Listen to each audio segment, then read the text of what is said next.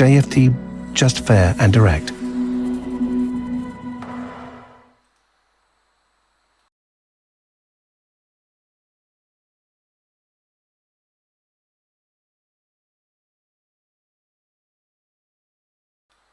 Okay, hello and good morning everyone. Welcome to JFD Traders Espresso with me, Darius Anucauskas. Today's the 18th of January 2023.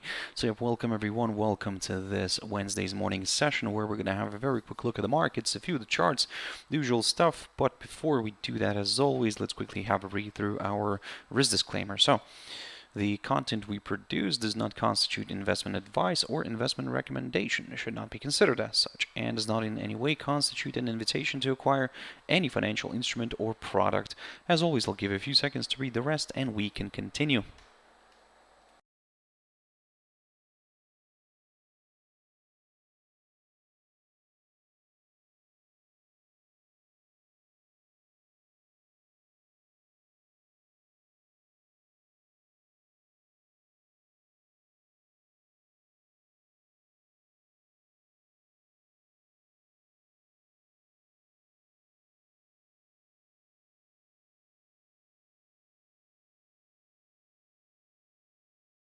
Okay, so now then, also just before we jump into the charts, as always, a quick mentioning of our JFD YouTube channel, to which you can always subscribe to in order not to miss any of our upcoming videos, and of course our jfdbrokers.com website, which you can always check out for more information about us, guys. So let's jump into the charts and straight away into Nikkei. There we go, beautiful explosion here to the upside. The trigger was the interest rates, and I mean the banks, the BOJ's policy. So yep, they kept everything the same, kept the interest rates at minus 0.1. So yeah, the market saw that as a positive. Of course, the equity market saw it as a positive. Stocks shot up, yen declined. Devaluated against some of its major counterparts, which I'll get to in a bit. But looking at this picture, you can see that a beautiful move happened here. We pushed to the upside, and look, I talked about this yesterday, and I've mentioned that. Look, I said that we are kind of within a triangle pattern here, but although theoretically, according to all the TA rules, this should break to the downside, just because the prevailing trend was to the downside, and we entered this triangle. In other words, but what I also said that look, you need a confirmation break. Well, we got that confirmation break, and we didn't get it through the downside. We got it through the upside, and we cleared my level here, the 26,620. If we stay above it, I will continue aiming to the upside. Simple as that. Because basically we can say that maybe, just maybe, we have formed here a double bottom of some sort here, and yes, a further move higher could be possible. However, I'm not getting way too excited because basically what I'm going to do here is I'm going to shorten this arrow a little bit, because what I'm going to aim for will be initially the 27,165 and then the 200-day EMA, which is not far from that 27,350 level right here, marked by the high of the 19th of December. So let's keep an eye on that one, and let's wait and see. But at the moment, I'm leaning more towards the upside rather than the downside, just because we had a fantastic, beautiful move here above the 21-day EMA, above the upper side of this little small triangle, and above that 26,620 territory. Shanghai Composite, this one's flat, and basically for now, yeah, I'm going to continue sticking to the same idea that I've mentioned before. I will stay here with this barrier here, the 3,226. If it holds, if it continues to hold, then yes, I'm considering a bit of a move lower. However, as I said before, a drop below the 200-day EMA for me is required. This level here, the 3,153, yes, it's a convenient level as well, but probably this will be for me a little bit on the more cautious side. So let's say for extra confirmation, yep, this level could play out nicely, but I will start looking at some lower levels already from that 200-day EMA. The S&P 500, guys. So the S&P yesterday we had a bit of a flat day, not very exciting, so but that's still okay. The only biggest kind of loser was the Dow, but the Nasdaq and the S&P were kind of and ended up being flat. So the Dow lost around 1.14%. So yeah, but I'm gonna pick up on these two flat ones. So the S&P 500, yes, I'm still keeping an eye on it. It's kind of looking quite interesting for me, to be honest, but because if we push again through that psychological 4,000 mark and we clear that 4,004 zone as well, well, I'm gonna aim for the upside. I'm gonna aim for that 4,101 level.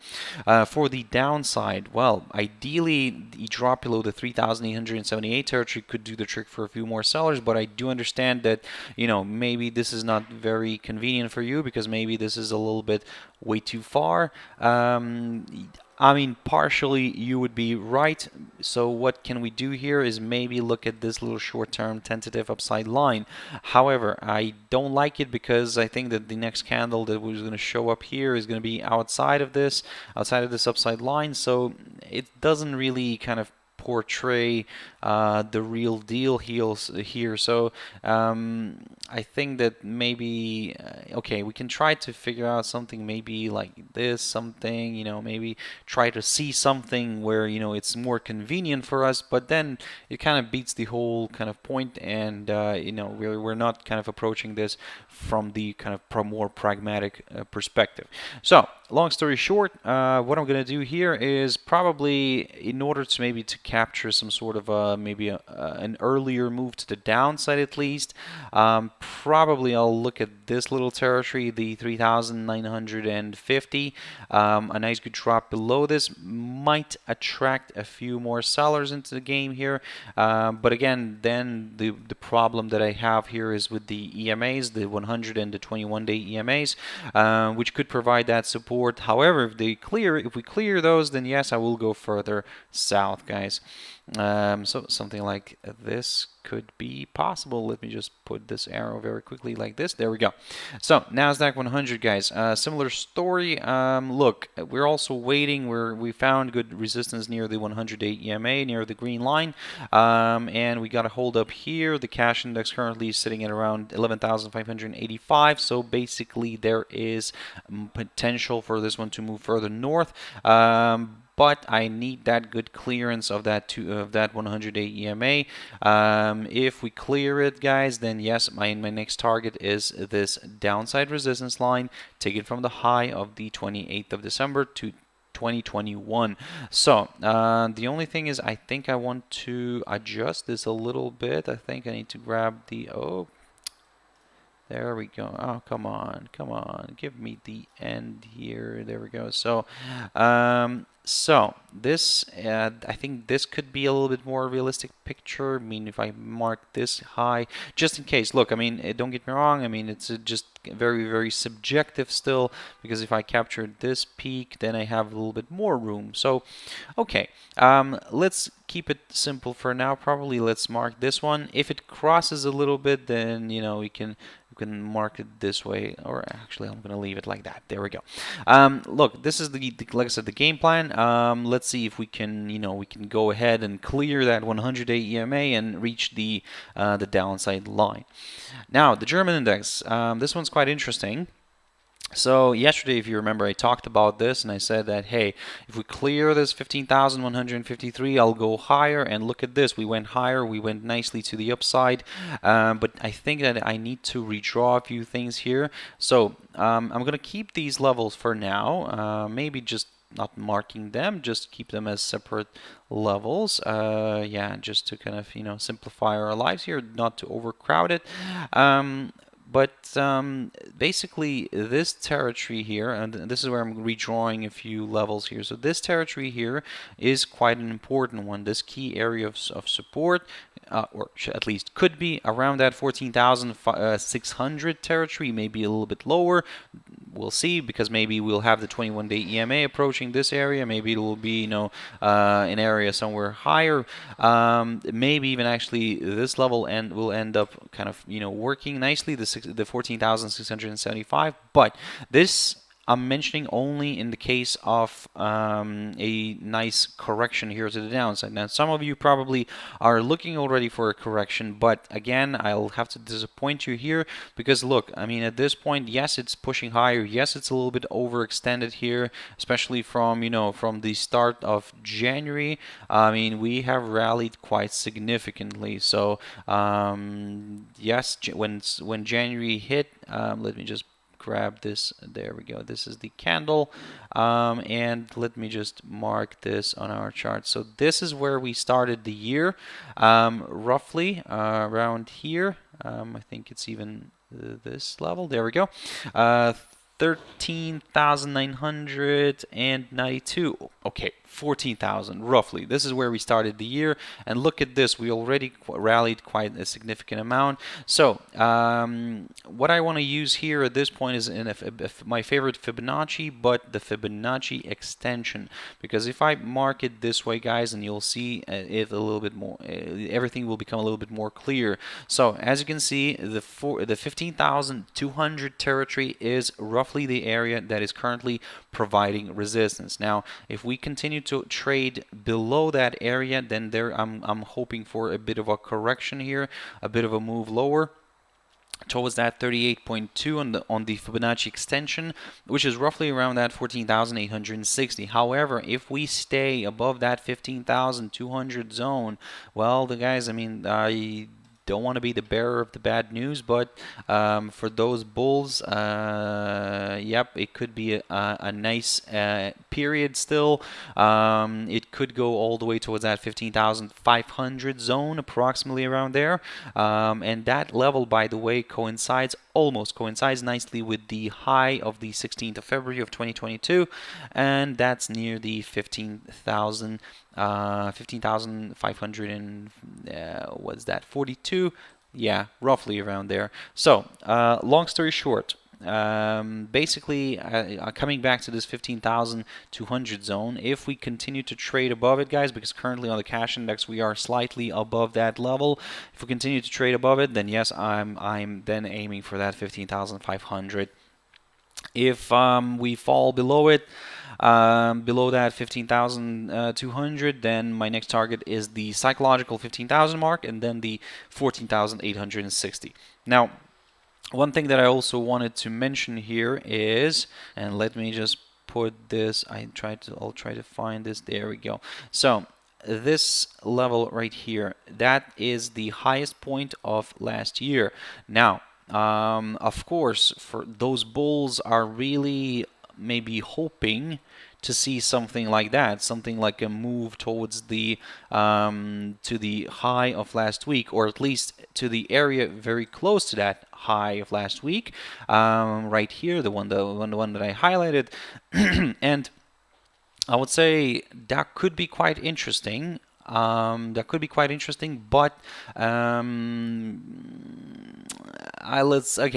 let's not rush into anything, guys. I mean, maybe it's too good to be true, because maybe somebody then will say, oh, hey, maybe it's a nice double top here forming or something like that, if you look at the weekly or even a monthly chart. So you might say that. However, what I wanted to show as well is that the area where we are right now, and the way we are shaping up right now, everything looks like a little bit like a potential head and shoulders pattern. So we kind of formed the left shoulder, we're kind of forming the head right now. So then maybe we would need to see a clear decline all the way back to this, maybe below towards the area below the 14,000 mark, and then form a right shoulder and then sell off later on this year. But again, that's in the ideal world. The market doesn't always do what we want it to do, but let's go slowly, but just kind of keep that in mind. For example, if we start stalling somewhere, I would say maybe around here or something like around that 15,500 level or something like that, then yes, or maybe even below that a little bit, then yes, wait for it. Maybe we could get that correction. Now, gold. Gold, I talked about this idea yesterday. So we're currently in a retracement mode, and to be honest, we're currently flirting with that 1900 level. I'm kind of leaning a little bit more towards the downside, to be honest, because look, my target is the 1880 territory, approximately around here, and then I will take it from there. At this point, yeah, if we do fall below that 1900 territory, guys, I will go lower.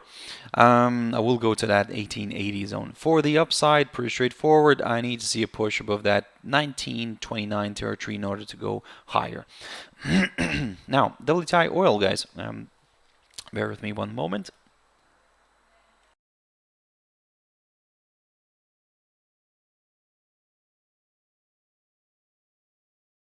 Apologies for the pause. I had to have a bit of a sip of water. But okay.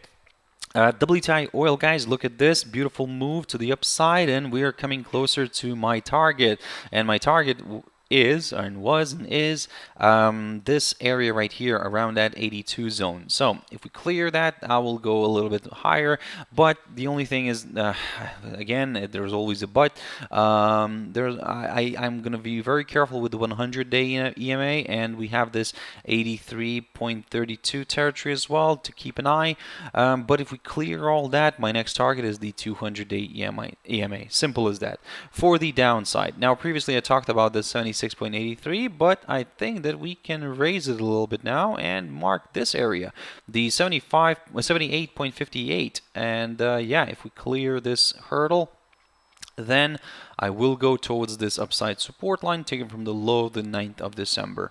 DXY, the dollar index, guys, very quickly here. Yeah, if we do continue to trade, the same analysis is valid, by the way. If we do continue to trade below that 103.45, I will consider a move back down here towards the 101.30 level. For the upside, I need to see a push above the this hurdle right here, the 103.45. If we clear that, then we jump above the 21-day EMA as well. BTC USD, this one is on hold. So it seems like after this rally which we had from around 17,000 to 20, all the way to 21, 22, something, or actually still 21. Yep, the market is taking a pause, and yep, we're trying to figure out what we're gonna do further. Yeah, so I would say in order for me to go higher, I would like to see 78. We're currently holding around there. Yeah, if we clear this, then yes, I will go for that 25,000 mark and maybe further north. But let's go slowly on this. If the 21,000 territory, this 200-day EMA, continues to provide resistance, then, well, I'm going to consider a move back to the 21-day and the 100-day EMA. But if we start falling back below both of these all of these EMAs, then yes, I will consider a move lower. Now let's jump into the fun part, the pairs with the Japanese yen. AUD JPY, boom, look at this spectacular move. I mean, I talked about this, and I said I'll keep your eyes on this, and I said that if we stay below this 89.82 territory, I will continue going lower. It didn't stay, it pushed higher, and look at this beautiful explosion here through this downside line, through this orange yellowish circle of mine that I've drawn, and this is the point that I was saying that if we clear it, I will go higher. Well, there we go, we cleared it and I'm going higher. If we stay above it, that's where probably the word correction should be, that if we stay above this downside line, guys, I will continue aiming to the upside. My next target is the 100-day EMA right here, together with the 92.15 zone, approximately around here, but I think no. Okay, I think I need to adjust this level. This is no longer valid. I think this would be a little bit more realistic. Yep, the 92 zone. could be a nice target here. There we go, 92 territory. That's what I'm going to keep an eye on as my next target. If we clear that, then yes, I'll go further north towards that 93.35. AUD/USD. So this one's pushing nicely to the upside, and yeah, we are clearing, or at least trying to clear this this upper. I don't know even how to call it. It's not an upside line. Well, it is an upside line, but not a support line. It's kind of a more of a upside resistance line. If something like this can be created, look, I said it before. Don't focus on it too much because it's just for kind of reference, just to see if it's going to work out or not. But at the moment, it's just clearing it. So yeah, it's at the moment I would say let's wait and see. Let's wait and see, because again, we are clearing this 0.70 territory. I said before that if we do push through it and we stay above that 0.70 territory, I will remain positive and I'll aim higher. At the moment, we are doing that, so yeah, I'm gonna stick to my target, 0.7137. For the downside, I need to see a drop below the 0.6950, somewhere around here, and then we could take it from there. You could, of course, already start looking at the downside from the 0.70 zone, but hey, to be honest, I will be very careful here, cautious, and I will say that yeah, I will probably take a move. I'll consider a move lower from the 0.6950. NZD CAD, just a quick update. Look, pushing nicely to the upside. Popped above the 0.8625 territory. I think I can get rid of this Fibonacci. No longer needed, no longer valid. But what I said before, that if we do push through this 0.8625 and we stay above it, I'll go higher. And so far, it's doing a good job. It's going higher. If it's going to stay above this, then yes, I will go towards this 0.88 territory, somewhere around here for the downside, guys. Now, this is where it could be quite interesting if we break this upside support line taken from the low of the 6th of January. If we clear it, at the same time, we could fall below the 21-day EMA and potentially more buyers could join in. So, yeah. USD JPY, also an interesting one. Look at the spectacular move. And I said before that if we stay somewhere, okay, ideally I would like to see this one staying below the 130.40. But, okay, I can see that we've popped above it. So this is where the downside line comes in handy, taken from the high of the 21st of October of last year. This is where the downside line comes in handy. And if we do continue to trade somewhere in this territory below it, but ideally below the 130.40, then yes, I'll continue aiming to the downside. However, if we start breaking this downside line and push above the 21-day EMA here, then yes, we could consider a move higher initially towards that 134.50, and then maybe towards that 138 area, approximately around there, guys. Look, at the moment it's kind of the battle of the two weaker ones, so who's gonna overcome who, then yeah, that's gonna be an interesting one to see. But yeah, this pair, if you look to trade this pair, guys, it could present itself with a nice opportunity, especially if it breaks this downside resistance line. USD CAD, very quickly on that one, we are coming closer to this lower side of the range here near the 1.3357. If we clear that, then yes, I will go lower. I will go towards that 200-day EMA. In order to consider a move higher, a push above the 1.3460 territory would be required. Simple as that. USD CHF, very quickly on this one as well. So yeah, if we do push below the 0.92 territory, somewhere around here, and we stay below it, then yes, I will go further south. Ideally, of course, the 0.9195 zone that I'm keeping an eye on here, but I'm already starting to look at lower levels if we do stay below the 0.92 zone. GBP and ZD, just a quick update here. So yep, drifting nicely to the downside within the falling channel, as it should be. But as I said before, I will get more comfortable with the downside on a drop below the 1.8958 right here, and then we'll take it from there. For the upside, I need to see a break of the upper side of the falling channel, and then we will take it from there. GBP JPY, there we go, beautiful move here. I talked about this one yesterday and I said that in order to go lower, I need to see a drop below the 155.36. And this is the reason why I wait for those breakouts, because look, also I wait for it to settle down as well, because that's quite important. Because look, we got my upside scenario has been kind of triggered in a way, because look, I said that if we break this downside line, then I'll go higher. At this, whenever you get something like that, something extraordinary, I mean, that's quite a significant push in a way, like going from 157.30 to all the way to 161.50 in just kind of in a matter of time. Look, this right now, I mean, if we somehow manage to stay above this downside line, then yes, this is where, you know, more buyers could join in. But if we struggle with that, then guys, I mean, well, what can I say? It's going to be a tricky one. We might even drift back to the downside. Another thing, this is what I want to mark here very quickly. This 161.23, roughly, the area roughly around here. Now, what I'm trying to say here, this downside line will go. I will remove it probably, depends on how we're going to trade today, because what I'm kind of considering here that might happen is potentially maybe a bullish flag. So let's say in the next today, or sorry, not today, but tomorrow, for example, and Friday, if we don't see much activity, if this just kind of drifts lower a little bit, then yes, this could be a good opportunity for a buy later on, because it could be forming a bullish flag.